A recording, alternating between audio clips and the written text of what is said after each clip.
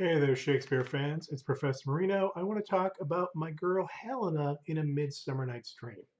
Now, on one level, the two pairs of lovers have two men who are virtually interchangeable. The joke is they're interchangeable. In the opening scene, we're told, well, there's no reason, neither one of these guys is better than the others, except this is the one that the father prefers, so why don't you marry the father? And this is the one Hermia prefers, and that's the important thing, choice. But in themselves, they're presented, everyone agrees, they're equally good looking, equally rich, they're equal.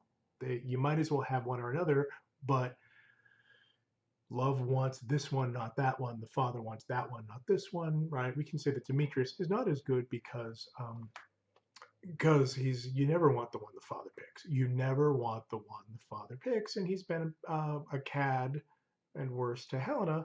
And if you think he's the worst boyfriend and you met in Shakespeare, buckle up because they're going to be lots worse.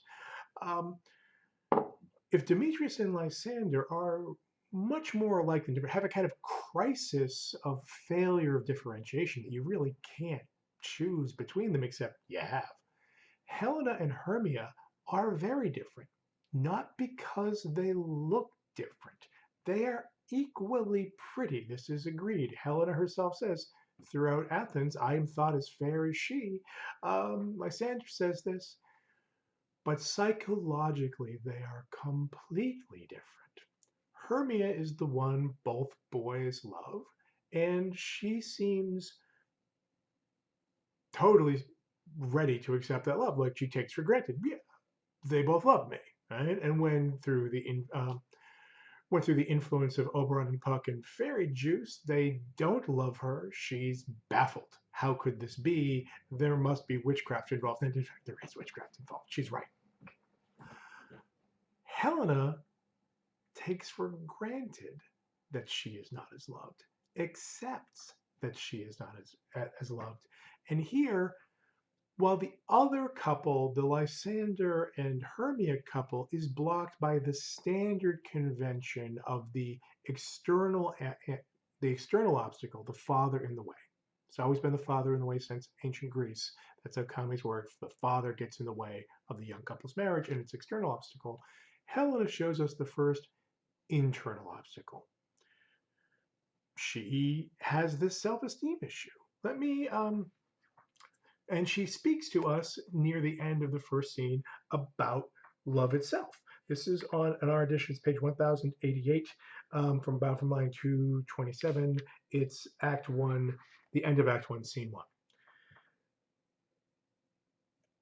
How happy how happy some or other some can be. Through Athens I'm thought as fair as she, but what of that?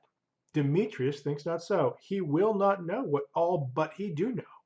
And as he errs, so doting on Hermia's eyes, so I, admiring of his qualities, things base and vile, holding no quantity, love can transpose to form and dignity. Love looks not with the eyes, but with the mind, and therefore is winged Cupid painted blind, nor hath love's mind of any judgment taste, wings and no eyes, figures on a heady haste. You notice we're doing iambic pentameter couplets here. We're going with love is here Cupid, imagined as that blindfolded winged juvenile delinquent, familiar to us still from greeting cards.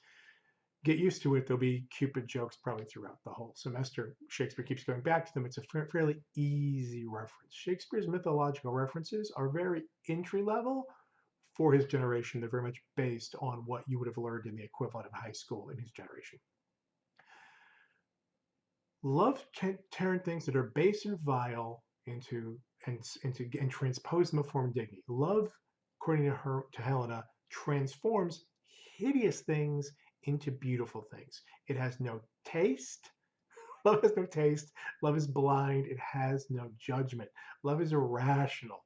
This is her talking about herself. Of course, the joke there too is that Demetrius has somehow been transformed. That Demetrius is just a kind of like frog that she's imagining as a prince. Because it's irrational. And here, Helena's love is fundamentally different from Hermia's happy, self-confident love. Helena's love makes her miserable, and this makes her an interesting dramatic character. When we have in the end of what's usually counted the end of Act Two, when both of our fellas have gotten fairy juice in the eyes, they both switch their affection to Helena. Notice she can't accept it. She's told that both boys love her, and her answer is, wherefore was I to this keen mockery born? Why are you making fun of me? Because when you tell me you love me, you must be mocking me, right? This is like, Hermia is like, what's happening? Why is all the love going away from me? Ross comes towards me. And Helen is like, oh, the love is coming towards me. Oh yeah, right. Right? That's my girl. That's my psychologically interesting. Here, for the first time this semester, but not the last time, we see the goal, the barrier to love is in the character herself. When at your hands I deserve this scorn, is it not enough? It's not enough, young man, that I did never, no, no, never can deserve a sweet lick from Demetrius' eye, but you must flout my insufficiency? Good troth, you do me wrong, good sooth you do, in such disdainful manner me to you woo. Fare you well. Lysander, you are making fun of me. It's wrong. How dare you say you love me? This is a very different character.